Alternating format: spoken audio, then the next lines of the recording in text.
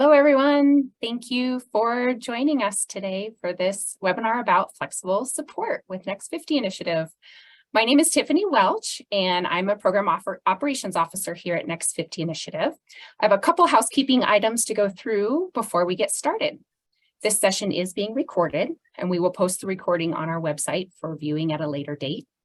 Closed captioning is available. If you'd like to utilize this feature, please click on the closed captioning icon on the bottom of your screen. Depending on how your screen is oriented, you may need to click on the More option and turn on the captions. We're going to start today with a short presentation by two of our program officers, Sydney Langer and Roop Wazir. They're going to take us through a few slides, share some important information about Next 50 initiative and the 2023 Flexible Support Funding Opportunity. Thank you to those of you who have already submitted questions during the registration process. We did our best to answer most of those questions through the presentation, but we will be taking questions. Once Sydney and Roop are finished, we'll open it up to Q&A for the remainder of our time together. For the question and answer section, we will be using the Q&A feature, which can be found on the bottom of your screen by just simply clicking on the Q&A icon. We will not be using the chat. We'll be using the Q&A icon. We will get to as many of these questions as we can during our hour that we have together. But without further ado, I will turn it over to Sydney and Roop, and I believe Sydney will kick us off. Thank you, Tiff. Well, hello, welcome everyone. Again, my name is Sydney Langer. I'm one of the program officers here at Next 50. Before we hop into our presentation on the Flexible Support Funding Opportunity, we wanted to give a little background around Next 50 initiative itself and where we came from and how we created this funding opportunity. So for background, and for those who may be unfamiliar with Next 50, we are a Colorado-based private foundation that solely supports efforts to improve the lives of older adults and their caregivers. We were formed in 2016 through the sale of InnovAge, a nonprofit PACE provider, creating then Next 50. So we were created as an independent nonprofit entity, but retained the focus on serving older adults. So part of that formation in 2016, 80% of our initial corpus and any associated investment income is restricted to benefit the residents of Colorado, and 20% being unrestricted, meaning we can support folks and organizations outside of Colorado. So I'll turn it over to Roop to go over the funding and investment strategy. Great, thanks, Sydney. While some of you may have already seen this, we also wanted to share our broader funding and investment strategy. Our mission-driven strategy guides our work and provides background information about our goals, strategies, and tactics. So if you haven't taken a look already, please see our website. I think Tiff will also link it in the chat here as well. And part of this strategy, we created 4 overarching goals that we've had and really just clarified these overarching goals. And these will be the 4 overarching goals that all of our funding opportunities and investments will connect with in the future, or will continue to connect with. And those 4 overarching goals you'll see on the screen are improving the quality of lives for older adults and their caregivers, strengthening organizations serving older adults, serving new and innovative approaches to aging, and reducing ageism.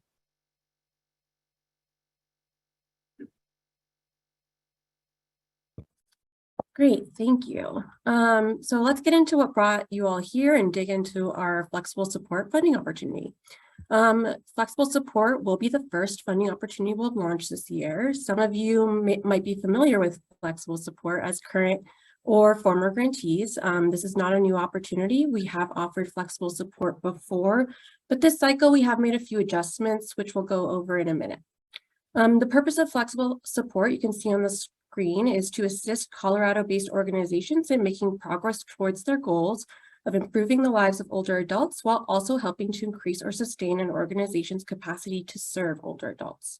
And also the other purpose is to provide support for organizations or programs that currently serve older adults by addressing healthy aging, access to care and support, ageism, racism, systemic inequities, and improving the lives of older adults. So again, this funding opportunity is meant to support ongoing programs that currently serve older adults. As I'm sure many of you noticed, one of the main changes to this opportunity this year is that flexible support is only available to Colorado-based 501c3, 4, and 6 nonprofits and Colorado-based government entities. This is really a nod to how we were established as a foundation, with the vast majority of our funds being restricted to Colorado. Also, while we had a rolling cycle of flexible support last year, this year the application will have a hard close date on March 22nd, and decisions will not be made until all applications are received and reviewed. The application itself also looks a little different this year. We will be asking for sociodemographic information about the older adults you currently serve. We do know that collecting this information is easier for some organizations than it is for others. So if you don't collect this information or can't provide estimate percentages, there will be space on the application to explain your connection to those communities. The application this year will also ask about your organizational commitment to DEI and how you build trust with the communities you serve. We will also ask the applicant to connect their goals with the funding to one or more of NFI's overarching goals, which were on the last slide. And as it says on the presentation, applications submitted will be submitted using the online system. Applications open February 13th and close March 22nd. This is a highly competitive funding opportunity. There may be some very strong applications that we are unable to fund. Award notifications will be made in mid-June. These are single-year grants for a maximum of $150,000, and we have up to $3 million available for this round of flexible support funding. Okay, now we can get into what will not be funded. So as Root mentioned, this is a very flexible support grant, but there are some aspects that will not be funded within flexible support. So you'll see on the screen a list of some of those. First, support for, and these are all things that will not be funded. And so support for new programs or project-based support. These items or these projects may fit better into one of our other funding opportunities that we will have coming up in the later half of the year, such as advancing innovation in aging or advancing equity in aging. Again, we have that information on our website around those funding opportunities that are to come. Additionally, organizations outside of Colorado will not be included in this flexible support funding. Neither will universities, LLCs, or for-profit organizations. We will not be funding requests that involve individual bills or payments, such as medical bills, rent assistance, mortgage, etc.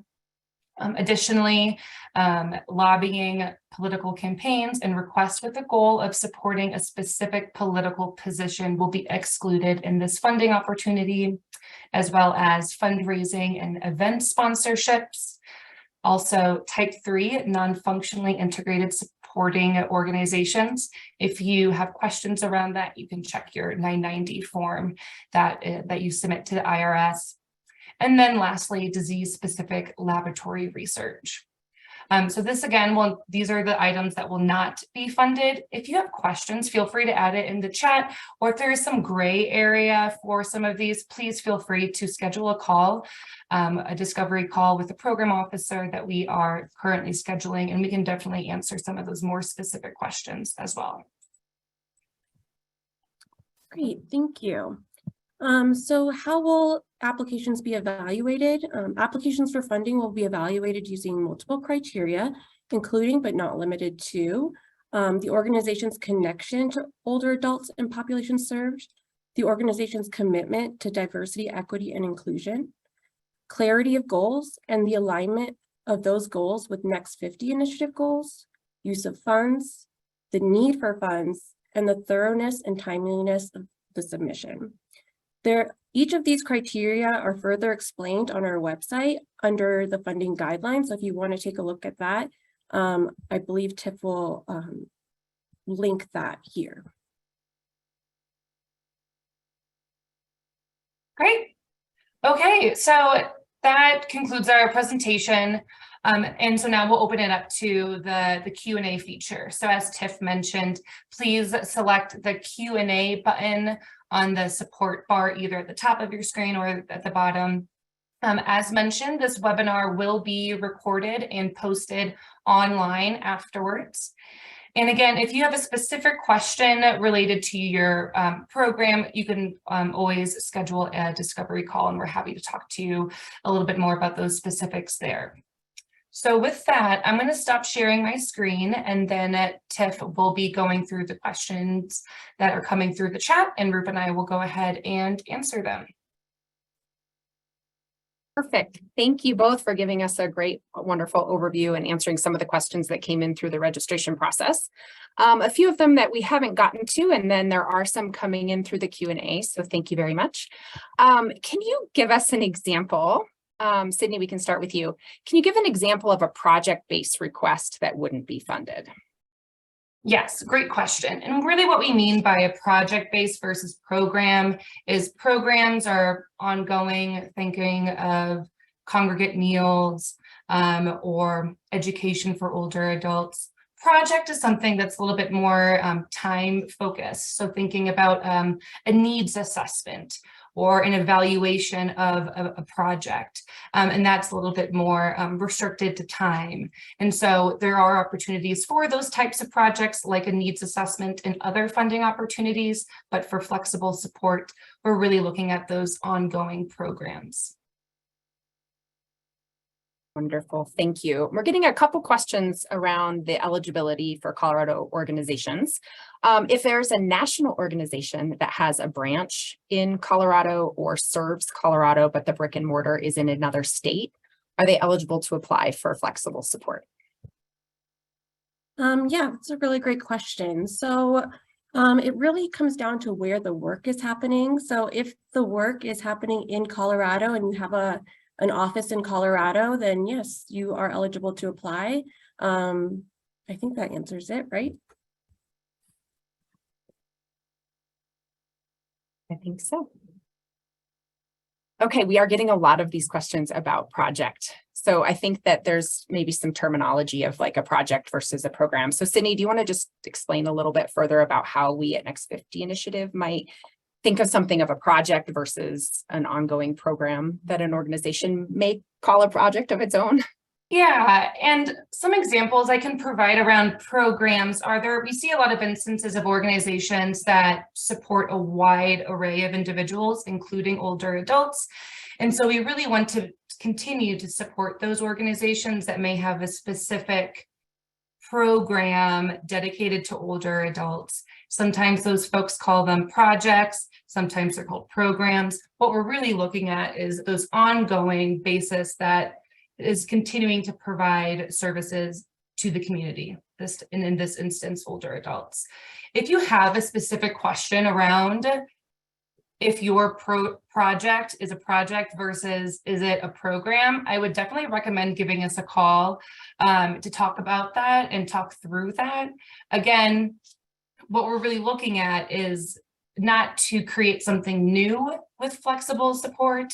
We're really looking at who's doing work with older adults currently, and how can these flexible dollars support what you're doing, and whether that's an ongoing program or if you do serve older adults as your sole focus, supporting that effort as well. Projects would be something that's a little bit more structured and finite, like a needs assessment or a specific evaluative effort that has an end time, and then once you're done with that, you're done, moving on.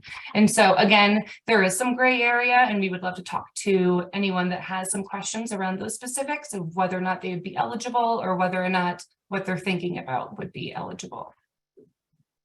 Wonderful, thank you. Hopefully that provides some clarity. Continuing kind of with the same theme, what about the expansion of an existing program? Good question. Yes. So if there's an existing program that's already serving older adults, yes, this is the funding opportunity that you can apply for to support capacity building for that program. Wonderful. A couple questions around grant amounts. Is there a minimum, and what is the maximum grant amount for flexible support? So there's no minimum. So you're welcome to apply to whatever you feel is appropriate for that will address the need. There is a maximum of $150,000 given that you will submit an audit. Again, you'll see on our website, we have restrictions if you do not have an audit. So if there's no audit, you're limited to $30,000. If you're a smaller organization, $500,000 organizational budget or less, you may apply for more than $30,000 if you have a financial review or compilation. So again, I'd look at those eligibility requirements, but generally speaking, if you have an audit, you'll be able to apply up to $150,000. If you have a smaller organizational budget, check out the qualifications in terms of whether or not you'll need to submit a review or a financial compilation. Wonderful, thank you. A couple questions about existing grantees. If an organization has a flexible support grant from us in the past, are they eligible to apply? And then also, if they are eligible to apply, do they need to do a grant extension each year, or how does that work if they're already a grantee? Great, thanks. Yes, so 2022 flexible support awardees are eligible to apply. Can you repeat what you said about the last part of that? Basically, is it a whole new application process, or can you continue your contract? Oh, gotcha. Yeah, so it will be a new application process. And we do still encourage folks to do a discovery call with their program officer. Perfect. And I did link in the chat for everyone the email address and phone number if you're interested in scheduling one of those discovery calls. Okay, here's one that says it's an organization that is rural, actually frontier, and low income, but not very diverse. How does that fit into the eligibility? So you'd be eligible, and with this flexible support grant, as Roop mentioned, we are looking at demographics of those older adults served. And if you do serve historically marginalized populations, it does strengthen the application. It does not preclude anyone from receiving funding if they do not have a specific focus on those marginalized populations. And there is a question in the grant application around the connection to your community. And so if you serve a lower income community or a rural community, that's a great place to talk about that in that section and how you are connected to said community. So again, if it's not a diverse community, again, that does not preclude you from funding.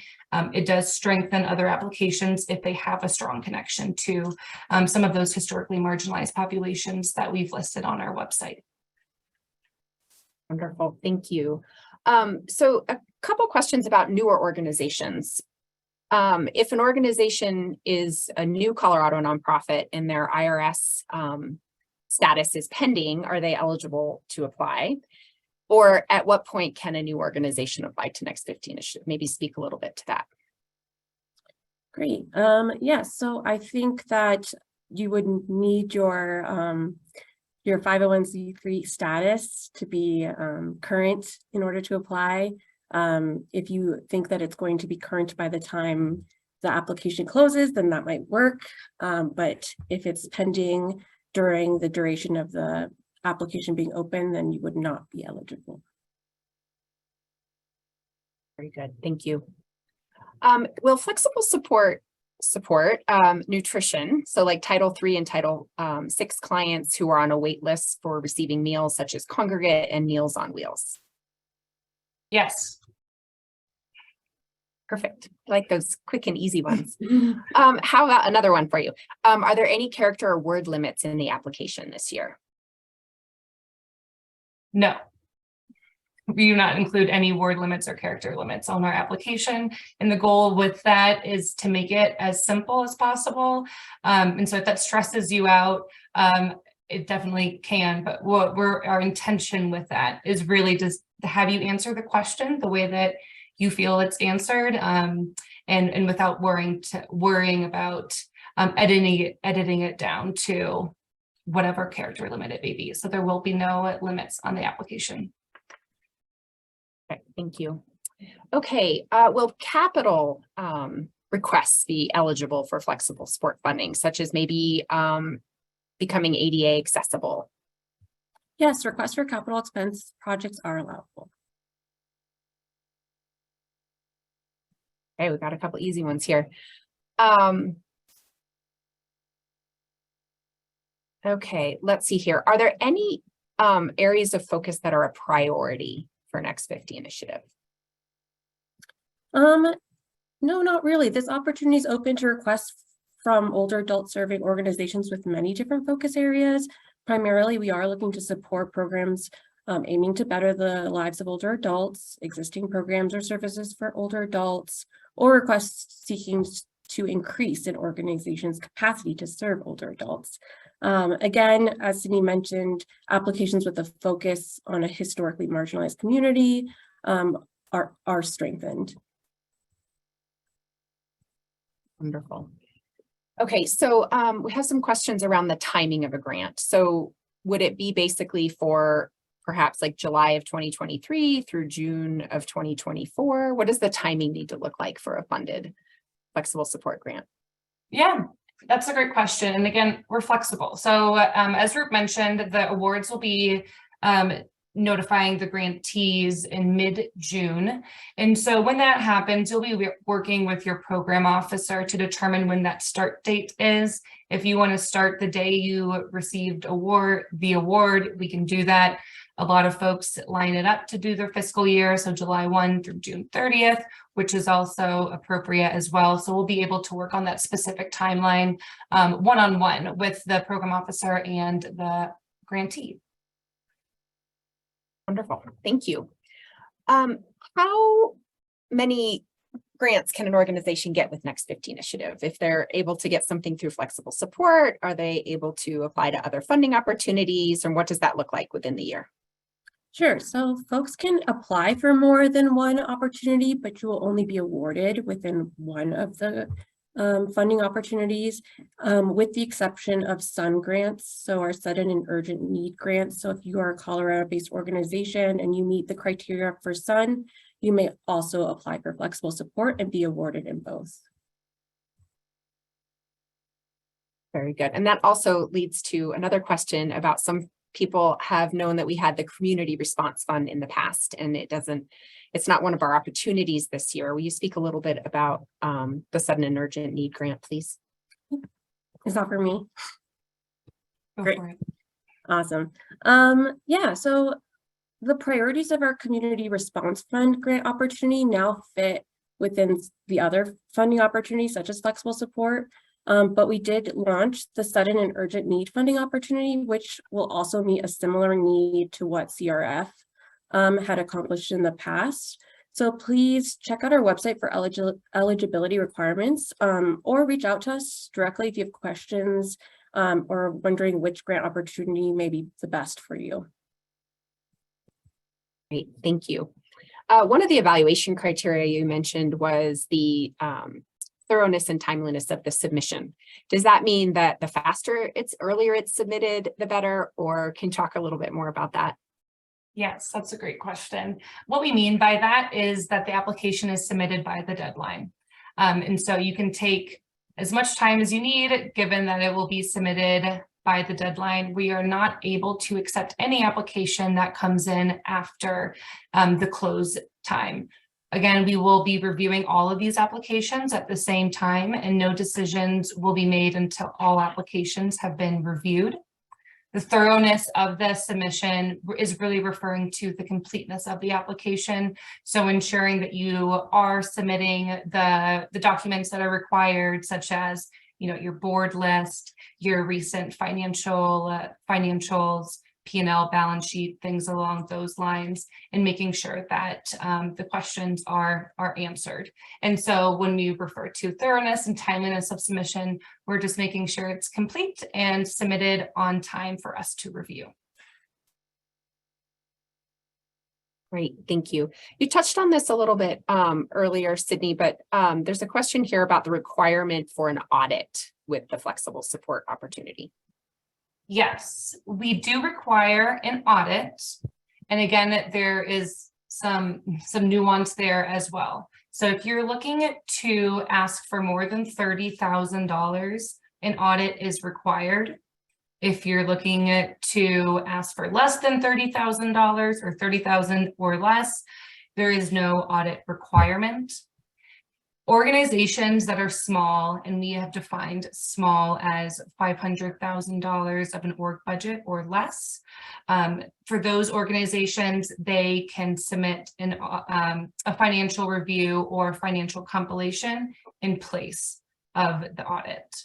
And so if you have questions around those requirements, feel free to reach out, or if you're unsure of if you would qualify for that $500,000 or less financial review or financial compilation, we'll be happy to answer that. And then the audits must be dated December of 2020, December 31st, 2020, or more recent, in order for us to review that.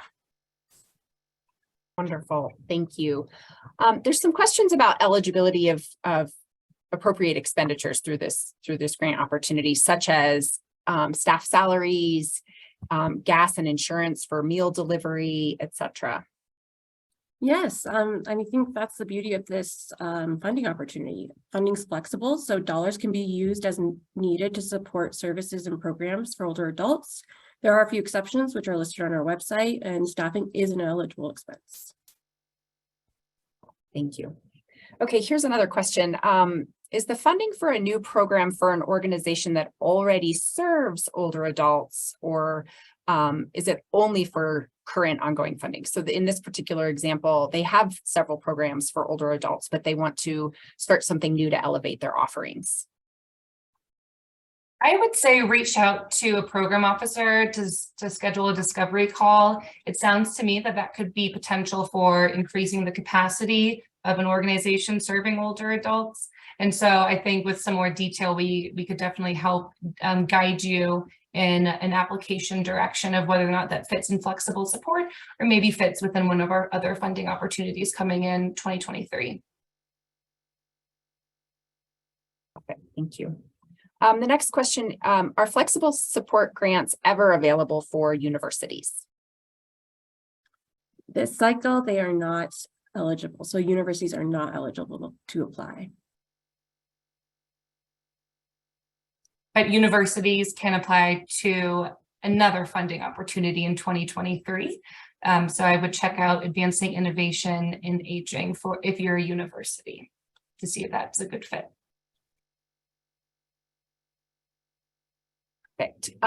If this is another potential repeat grantee, if they were received funding last year, can they reapply to continue the work and continue to expand it as well? Yes, absolutely.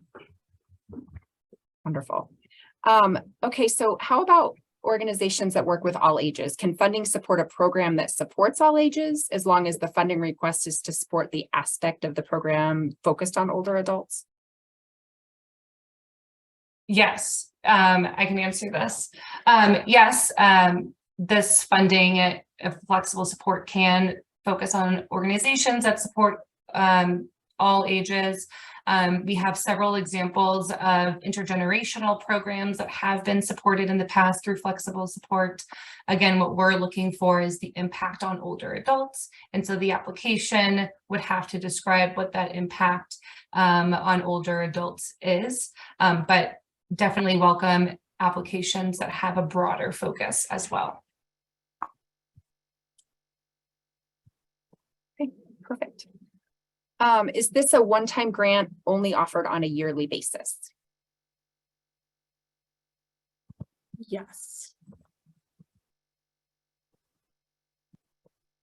Okay, we have a request for a little bit more information, Sydney, about the financial review versus the audit and how current they need to be. The financial review and the audit would have to be dated 12/31/2020 or more recent than that. Again, if you're a smaller organization, so $500,000 of an organizational budget or less, you'd be eligible to submit a financial review or financial compilation in place of an audit. If you're a larger organization, we do require an audit to ask for more than $30,000. And again, this is only referring if you're asking for more than that $30,000 threshold.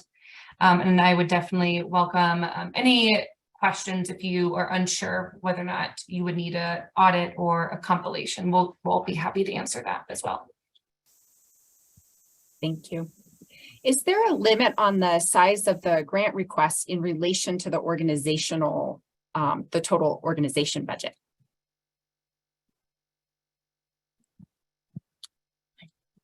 I don't believe so. There's no requirement. I would definitely advise asking about what you need. If you're only $100,000 organization, but you're asking for $150,000, that's definitely taken into consideration in our financial review. And so there is a financial review component. And so if you have questions around what's an appropriate size compared to your organization, feel free to reach out, and we are happy to have a conversation around that. But there is no requirement. We are asking for folks to ask for what they need and what they feel like they need to in order to accomplish their goals. Wonderful. Okay, Roop, is there a template of the application questions available in a Word document? Yes, there is. It's on our website. And I think Tiff, if you go to the guidelines that Tiff already linked, you should be able to find it. Perfect. Yes. Okay, a couple questions about quote unquote general operating support, if that's eligible. Yes, and we've titled this as flexible support because, again, we want all of these funds to support the improvement of lives of older adults. And so for general operating, these dollars are very flexible in what they can be used for. Again, we have some exclusions that we've listed on the website, such as individual bills, lobbying, event sponsorships. And so those are, again, excluded. For the most part, it's very flexible in terms of if folks want to use it for staffing, supply cost, programmatic cost, but they have to be kind of focused towards older adults. And so if it's a YMCA program that serves all ages, our funding, if awarded, would only focus on whatever that older adult focused program would be, and would not be eligible to support a youth group programming, for example. And so that's kind of where the nuances of flexible support versus general operating come into play. Perfect. And we're seeing a few more questions regarding the eligibility of organizations that are located outside of Colorado, but doing work in Colorado. And so I'll just again say that the best opportunity might be to schedule a call with one of us so we can talk about your exact specifics of your organization to make sure that we give you the proper answer on that one. Okay, so here's a nonprofit food program that has two main focuses in relation to the flexible support target audience. So they focus on nutritious food and older adults. Let's see here. Yeah, this one, I'm sorry, this is another one that probably is best to have a specific conversation about your particular programming with a program officer in order to get the best information. Okay. Can you explain what makes the SUN funding opportunity different from flexible support?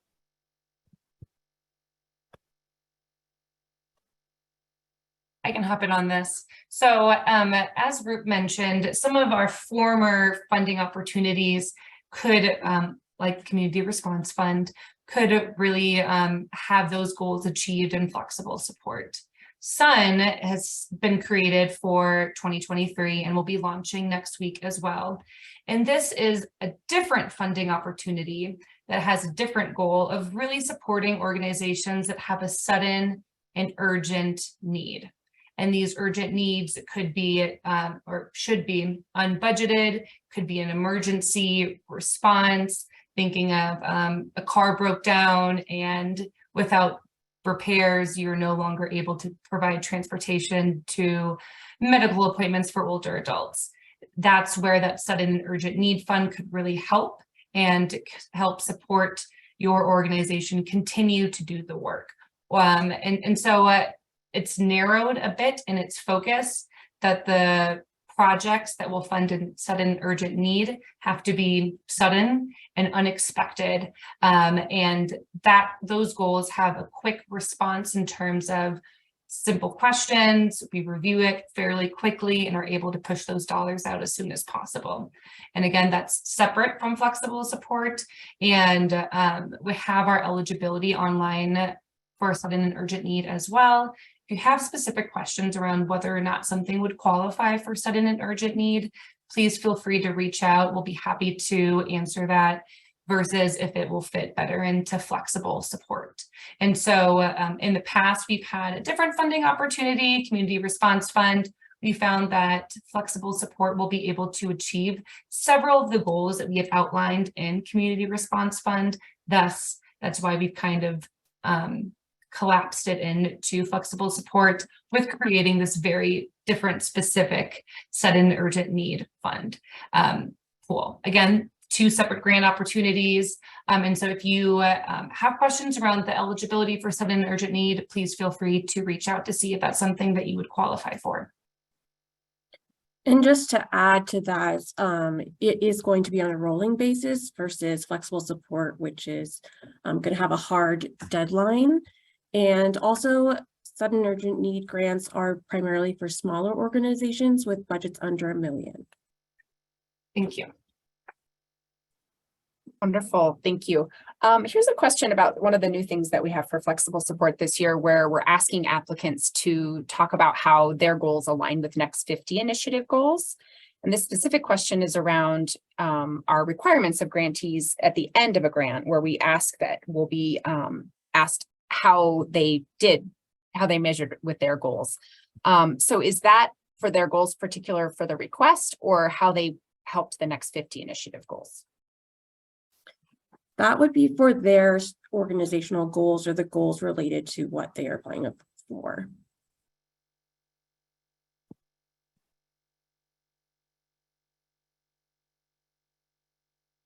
Okay.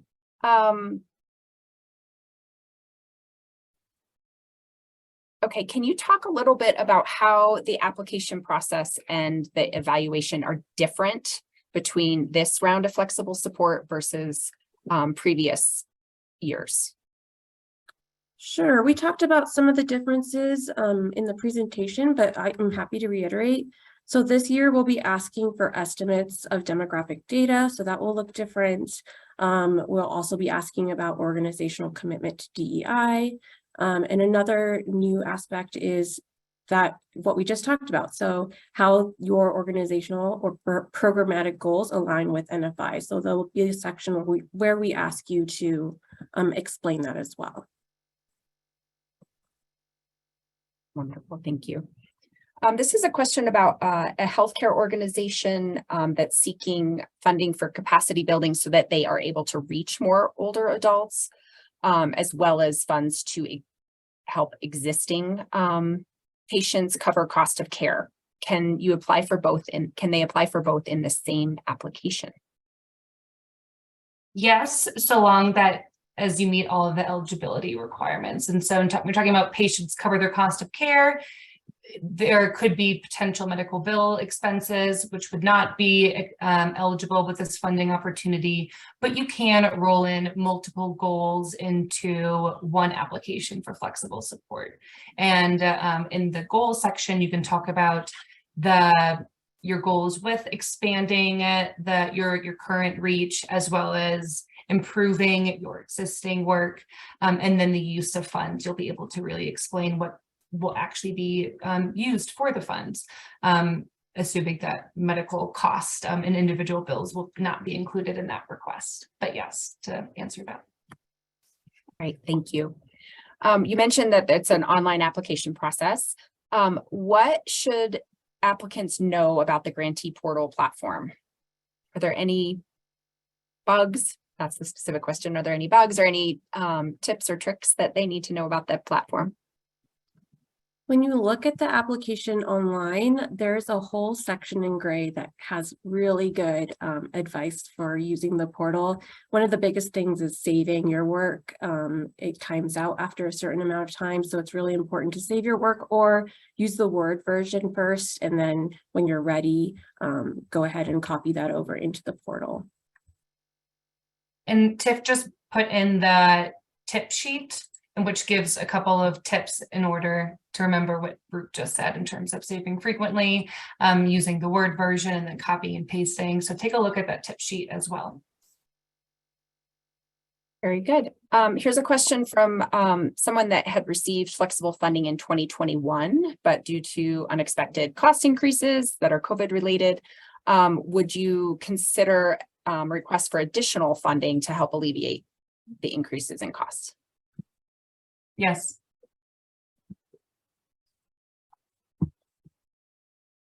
Okay. Is there any preference given to continuing previously funded programs versus programs that have never been funded?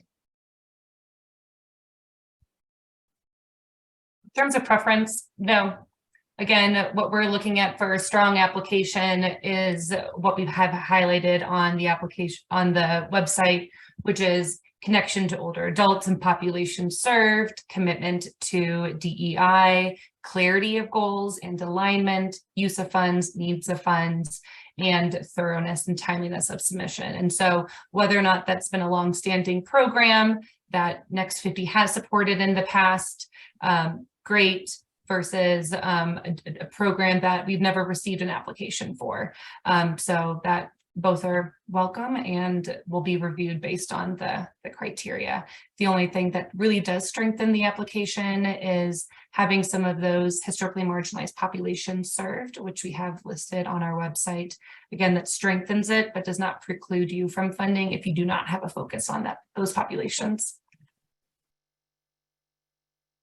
Okay, will you talk a little bit about in the evaluation about the need for funds? Is there a specific thing that you're looking for as far as an organization, what they need to explain as to why they're requesting the funding from Next 50 initiative? If, for example, they have a lot of money showing in their financials or a deficit? Yeah, so that's a good question. So for need for funds, we're really looking for applicants to describe their organization's financial need. If you do have a budget surplus or deficit, it would be really helpful to address that. It doesn't preclude you from applying if you have a surplus or a deficit, but it's definitely helpful to us as we're reviewing, and definitely explain why the requested funds are needed if a surplus exists and how these funds will improve financial sustainability. Wonderful, thank you. Here's a question, if Next 50 initiative funding can supplement funding from, for example, Region 10, or would that be considered duplication? No, it would not be considered duplication. And a great thing about this funding is it really can be used as a match or supplemental to existing funding. And so if that's the case, it'd be great to highlight that this funding would be used as a supplement to an existing grant or an existing donation that you may have. And that can be addressed in the application and the use of funds and the need for funds. So yes, that can be used. Wonderful. Is Next 50 initiative still considering projects in New Mexico?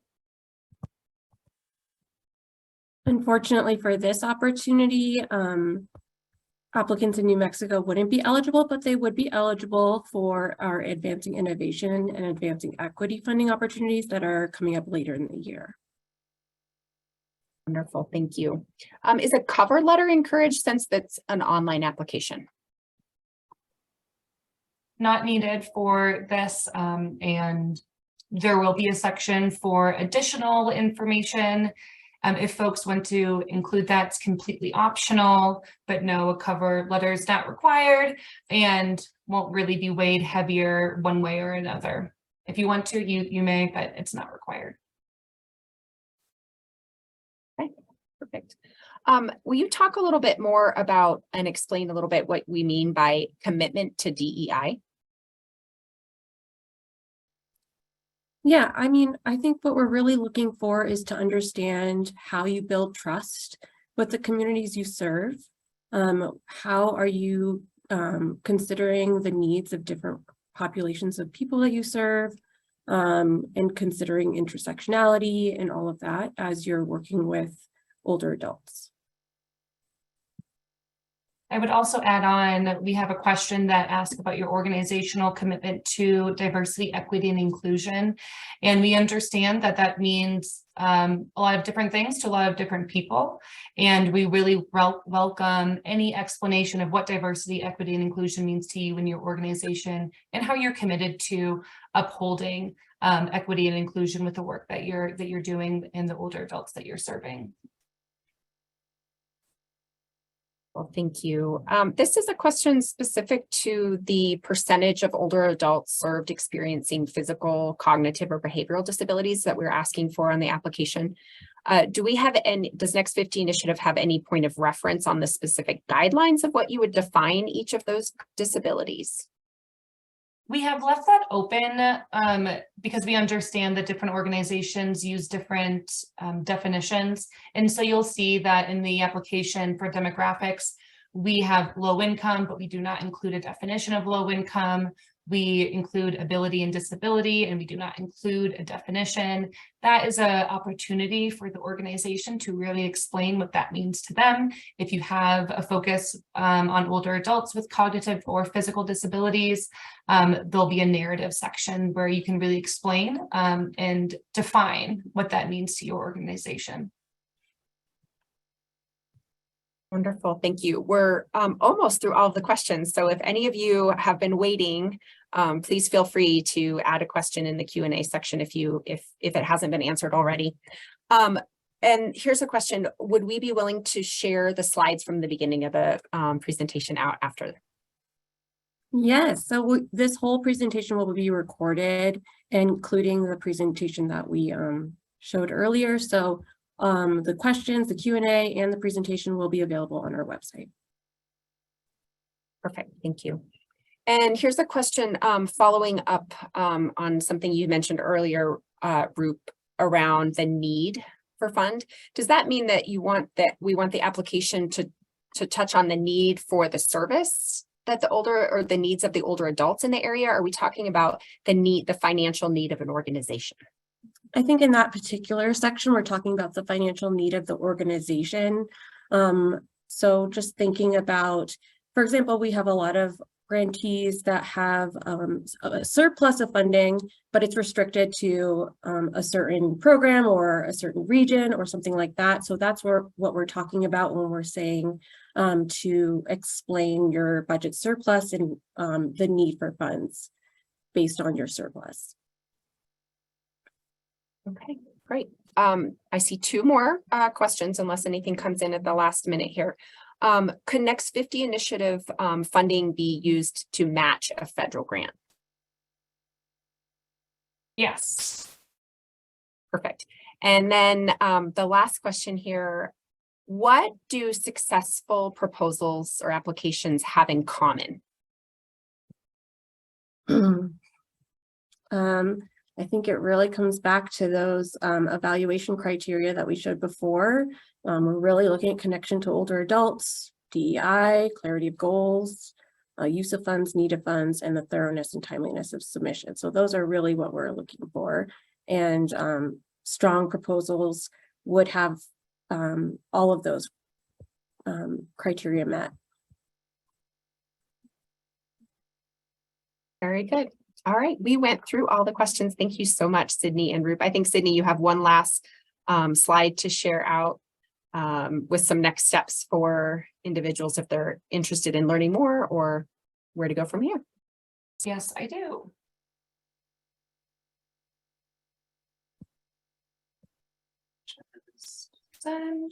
Okay. So, and again, this is just an overview of next steps. this being the webinar that will be put on our website following the conclusion of this. So next steps as an applicant or potential applicant, we really encourage you all to review the guidelines of the application tip sheet that's listed on our website. If you have questions around specifics of your program or your organization and whether or not you'd be a fit or how to strengthen some of those aspects of the work that you're doing, please give us a call. Our phone number is listed there, as well as an email address where you can contact either phone or email to schedule a call with a program officer that can help answer some more of those specifics. Sydney, we can't see the slides. Can you pull it up? Oh. Do you not see it? Well, that would be helpful to share. Let me go ahead and do this again. All right, there we go. There we go. Sorry about that. And so again, the slide will show the phone number and the email that you can contact to schedule a discovery call with a program officer to talk about any of those questions that still may be lingering. And then lastly, before you apply, we encourage you to click on the link to the online application found on our website. Create your own online account by clicking New Applicant, and then begin our offline application on the Microsoft Word version that's already posted online.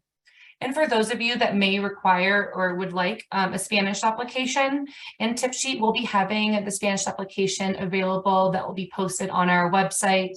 If you're interested in downloading that as well, that should be made available soon. I encourage you all to check back if that's something that you would like to see in the Spanish language.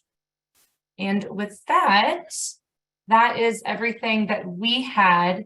Again, if you have additional questions or comments or concerns, please feel free to reach out to our info email or schedule a call with the program officer to talk about the flexible support funding opportunity.